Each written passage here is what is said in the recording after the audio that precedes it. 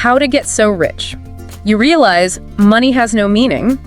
Clearly, you're interested in building wealth. Right. But also, kind of like the deeper side of success, right? Yeah. What's the meaning of it all? Exactly.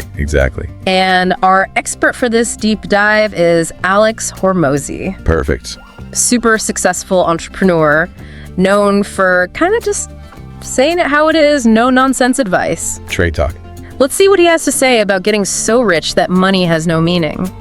So right off the bat, he jumps into his first strategy, building a brand. Yeah. He doesn't mess around. He doesn't. And he uses this analogy of bulls, which I thought was really interesting. I think a good one. Like branding bulls, you know how they'll put a mark on them? Right, to show ownership. Signals ownership. And it made me think, isn't that what a strong business brand does? Yeah. It tells the customer something, almost like a mark of quality or a promise of a certain experience. Exactly. Yeah. I think he calls it predictive power. Okay. Having a strong brand means that customers can kind of predict what they can expect based on past experiences. Interesting. And he used the example, like you see a bull with a familiar brand, one that you associate with calm, well-behaved animals. Yeah.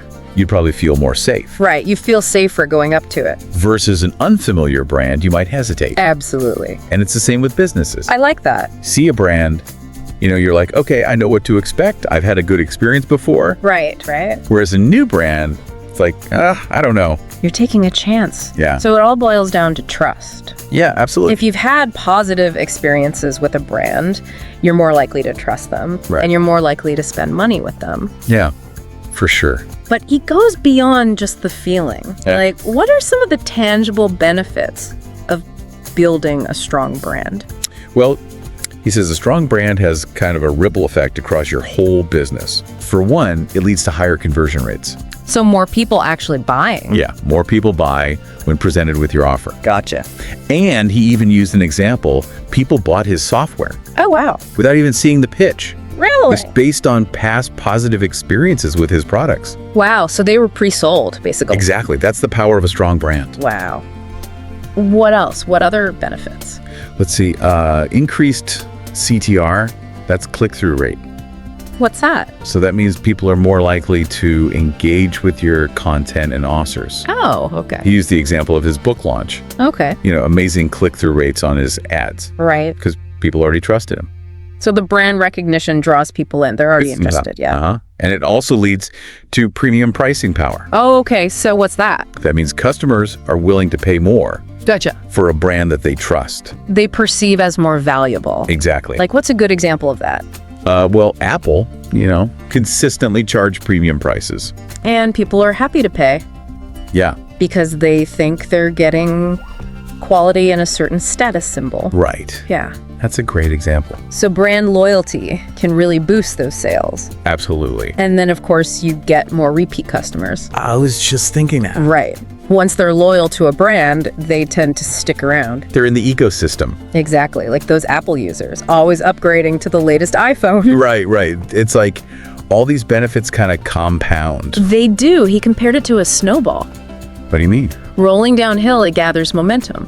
Oh, okay. I see. It just keeps growing. It keeps getting bigger and bigger. Exactly. But he stresses that it takes time.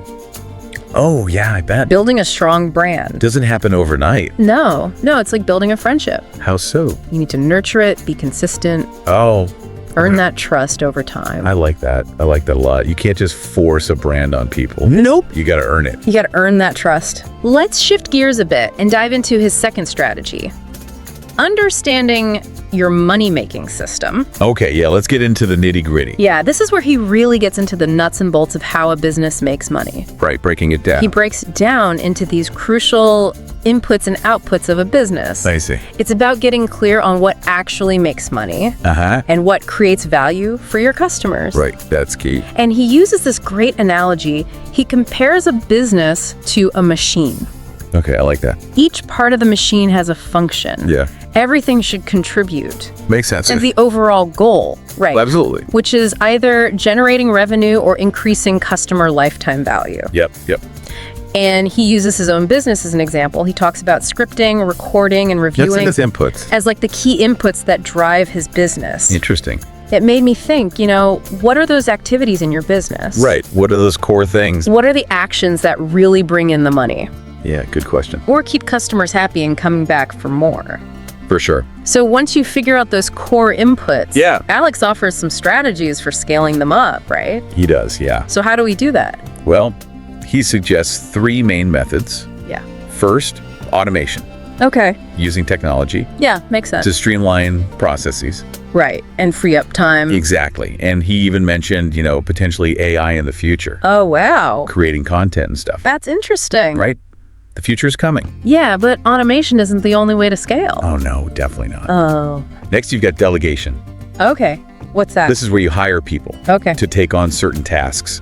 So you don't have to do everything yourself. Exactly. Frees you up to focus on bigger picture stuff. Right. He talked about maybe delegating things like scripting or reviewing as his business grows. Oh, that's smart. So it's about using other people's skills and expertise. Right, to help you grow. Exactly. That makes sense, especially as your business gets more complex. Absolutely. What's that third method? The third one is leverage. Leverage. Okay. Shifting from one-on-one to one-to-many activities. So like reaching a wider audience Exactly. instead of just working with one customer at a time. Right. Like using content marketing. Right. Or building systems that work without you directly. Okay, so it's not just you doing everything. Exactly. It's about multiplying your efforts. I see. And he asks some really powerful questions to keep you focused. Like what? What do you do? Okay. What does the business do? How does your work help the business achieve its goals? That's great. It's so easy to get caught up in stuff that doesn't matter. It is. He calls them money sucks. Money sucks. Yeah, activities that waste time and resources without actually generating value. Like what? Give me an example. Well, one big one is working on projects that don't directly drive revenue or customer value. Okay, yeah, I see that. Like obsessing over your website design Right, when there are bigger problems. or reorganizing your filing system when those things aren't holding you back. Yeah, I've been there. We all have. What else? What are some other money sucks to avoid? Another one is spending too much time in meetings Oh my gosh, yes. with no clear goals or outcomes. Yeah, you just sit there. He even suggests calculating the hourly cost of a meeting to Interesting. see if it's really worth it. Oh, that's smart. Like, Yeah. if it's costing the company hundreds of dollars in employee time, Right. gotta make sure it's worth it. What's that last money suck? The last one is obsessing over data. Data. Yeah, but data that doesn't actually lead to any actions. Oh, Like tracking vanity metrics that don't really tell you anything useful. yeah, I see that. Like how many likes you get on social media, but it doesn't translate to sales. Exactly. Be data-driven. Not data distracted. Right. Focus on the activities that actually make a difference. Makes sense. Be ruthless. Yeah, cut out the waste. I like that. But this focus on efficiency and impact, it takes on a whole new meaning when we get to his third strategy. Oh, tell me more. This one's all about getting other people to advertise for you. Ooh, now we're talking. Now we're getting into it. This is where things get really interesting. It is, because this is all about leverage. Leverage. Okay. Getting more output for less input, multiplying your efforts through other people. I like the sound of that.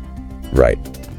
And his personal story really shines through here. How so? He talks about that first sale he made through someone else Oh, and how it was such a huge emotional breakthrough. like a weight lifted off his shoulders. Exactly. His business wasn't just him hustling anymore. Right. It could grow without him constantly having to push it forward. Exactly. But he doesn't just stop there. Oh, good. He lays out these 4 distinct levels of leverage. Okay, break it down for me. Okay, so the first level, where most of us start, is doing everything ourselves. Ah, the solopreneur grind. Exactly. Your output is totally limited by how much you can personally do. Wearing all the hats. Right. Juggling all the tasks. It's exhausting. Yeah, it can be. So that's where level 2 comes in, bringing in what he calls a lead getter. A lead getter. Someone who brings you potential customers. So like a salesperson. Exactly. Or someone really good at networking. Making connections. Yep. Doubling your output without you doing all the work. I like it. What's level 3? Level 3 is where you scale up even further Okay. by adding more lead getters. Oh, so it's like building a team. Exactly. A whole team bringing in customers. More lead getters, more leads, more sales. That's the idea. It's all about multiplying your efforts. Exactly. But then there's level 4, the Holy Grail. Ooh, tell me about level 4. This is where you create a system so good, Yeah. so well designed, that it practically runs itself. What do you mean? Customers, affiliates, even other businesses are promoting your product Wow. without you managing them directly. That sounds amazing. It's like a self-sustaining ecosystem. Just keeps growing and growing. Wow. Yeah, it's the dream. But let's back up a bit. Who are these lead getters? Oh, good question. He breaks them down into 4 main groups: Okay. employees, agencies, customers, and affiliates. Okay, I'm with you. So employees are people you hire directly. Exactly, like a sales team or marketing specialist. Right, in-house lead generation. Yep, then you've got agencies. Agencies. Okay. External companies you contract for specific tasks. So you're outsourcing, basically. Yeah, things like running ads or managing your social media. Got it. And then there are your customers. Customers, how do they become lead getters? They're the best kind of lead getters because they're genuine. What do you mean? Their recommendations come from actual enthusiasm. Oh, I see. That word of mouth marketing. Powerful stuff. Super powerful, especially for big growth. When people love your product, Yeah, they tell others about it naturally. the ultimate goal. It is to have people raving about your product. Exactly. Okay, what about affiliates? Affiliates are independent businesses who promote your product to their audience. So it's like having an army of salespeople. Exactly. But there are some pitfalls to avoid. When building a lead generation system, right? Yeah, you can't just have a bad product Right, and expect incentives to do all the work. right. People might promote it once for a reward, but not organically. If it's not good. Yeah, they won't recommend it to people they care about if it's not a quality product. Makes sense. What are the other mistakes? Another one is offering weak incentives. Okay. If you want people to really go above and beyond, Yeah, you got to make it worth their while. right. A small discount or a freebie isn't going to cut it. It's got to be valuable to them. Exactly. Aligned with their goals. Yeah. What's that third mistake? The third mistake is failing to reinvest in your successful strategies. What do you mean? If you find something that's working, double down. Oh. Don't be afraid to pour resources into what's bringing in customers. Oh, that's a good point. It's easy to get complacent when things are going well. It is, but you got to always be improving. Optimize, optimize, optimize. Right, but ultimately, Yeah, the foundation of it all is a great product. right. Something people genuinely love. Makes sense. Something they want to share. If you create something exceptional, Right. it solves a real problem Uh-huh. or fulfills a deep need, I got it. it'll practically sell itself. That's the idea. People will be talking about it. They will? But it's interesting because he talks about achieving this incredible financial success Yeah. and then going through a period of like sadness and lack of purpose. Oh, wow. So he gets to the top of the mountain. Yeah, like he climbed the mountain, got to the top, Right. but then realized the view wasn't what he expected. That's so interesting. It's like a paradox. It is. Because we think wealth equals happiness. Right. But his experience kind of challenges that. It does. He realized the hard work itself was the goal for him. Not the money. Not just the money, but the process of building. That's what gave him fulfillment, not the end result. So it wasn't about the destination, it was about the journey. Exactly. He found meaning in the struggle, the challenge, the learning. That resonates with me. It's like pushing yourself, Yeah. achieving something you didn't think was possible. And that feeling of accomplishment. Right. But he acknowledges that not everyone's wired like that. Of course, some people just want to relax, Yeah. enjoy their wealth. Once they achieve it, Right. There's no right or wrong way. it's about finding what fulfills you, what gives your life meaning and purpose. Absolutely. It makes you wonder if financial success isn't everything. And what is? What are we all striving for? Big questions. What will actually make us happy? Yeah. What will bring us lasting happiness? It's a question for the ages. It is. Yeah, it really makes you think, doesn't it? But Alex doesn't just leave us hanging with these existential questions. Oh, good. What does he offer instead? Well, he brings it back down to earth by emphasizing the need to find meaning in the process. Okay, achieving a goal is great, Sure. but we also need to enjoy the journey, Right. feel challenged along the way, Yeah. and make a real impact, you know? Yeah, I see what you mean. It's like, otherwise, what's the point? Exactly. And he connects this back to building wealth Okay, how so? by shifting our focus from just accumulating money Right. to creating something lasting, Okay. something that has a positive impact on the world. I like that. It's about legacy. The legacy. He talks about how even the wealthiest people eventually fade from memory. That's true. So it's about asking ourselves, what do we want to leave behind? Interesting. What kind of positive change do we want to have on the world? That's a really powerful question. It is. It takes the focus off of ourselves. Right. Not just about personal gain. Exactly. It's about something bigger. Contributing to something larger than ourselves. Right. The impact we have on others, the contributions we made to our communities, Yeah. the legacy we leave behind. It's about finding that sweet spot where passion, purpose, and profit all come together.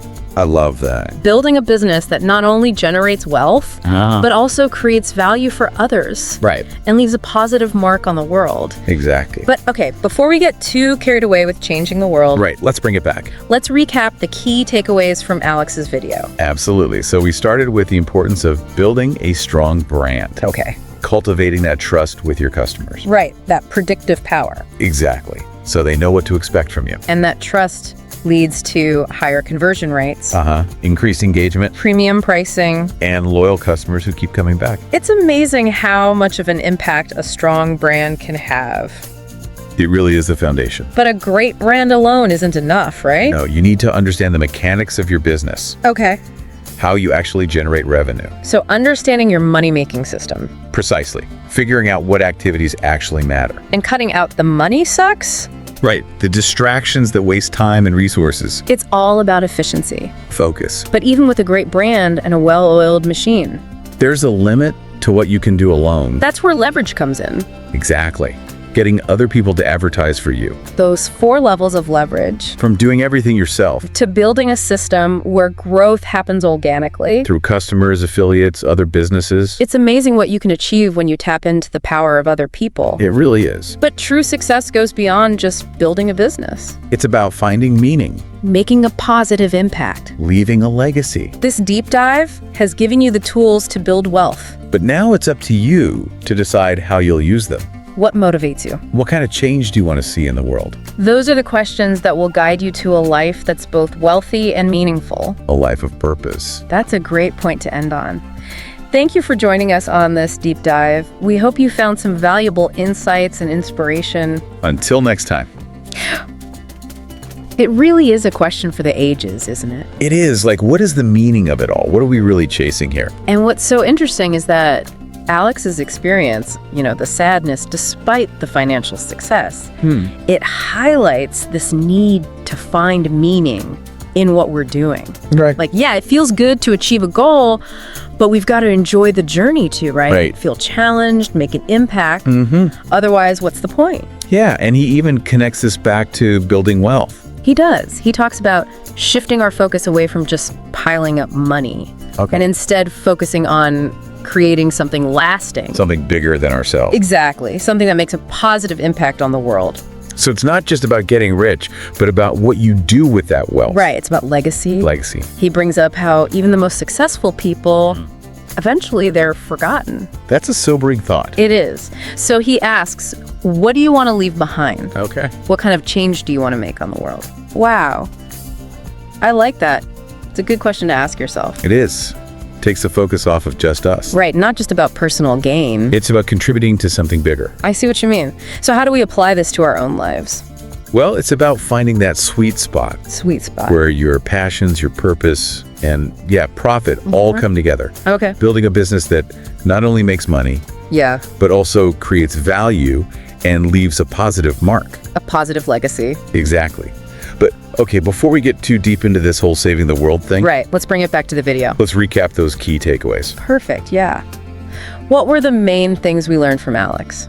Well, we started by talking about the power of building a strong brand. Right. That foundation of trust. Exactly. And we saw how that trust leads to more sales, more engagement, premium pricing, and customers who keep coming back. Loyal customers are gold, right? Absolutely. Hey. But a great brand alone isn't enough. True. True. What else do we need? We need to understand how our business actually makes money, right? That money-making system. Exactly. Identify the actions that move the needle. And cut out the waste. Those money sucks. The distractions. It's about efficiency and focus. But even with all that, There's a limit to what you can achieve on your own. right. That's where leverage comes in. Getting others to help you grow. All those different levels of leverage. From solo efforts to building a system that grows organically. It's amazing what you can accomplish when you have help, right? It is. But remember, The real measure of success isn't just the size of your bank account, It's about the impact the meaning. and the legacy. Exactly. This deep dive has given you the tools and strategies to build wealth. But now it's up to you to decide how you'll use them. What truly drives you? What kind of change do you want to create? Those are the questions that'll guide you on your path to a life that's both wealthy and meaningful. If you want to discover the top 10 laziest ways to make money online, then you need to click this next video and begin your journey to wealth and luxury.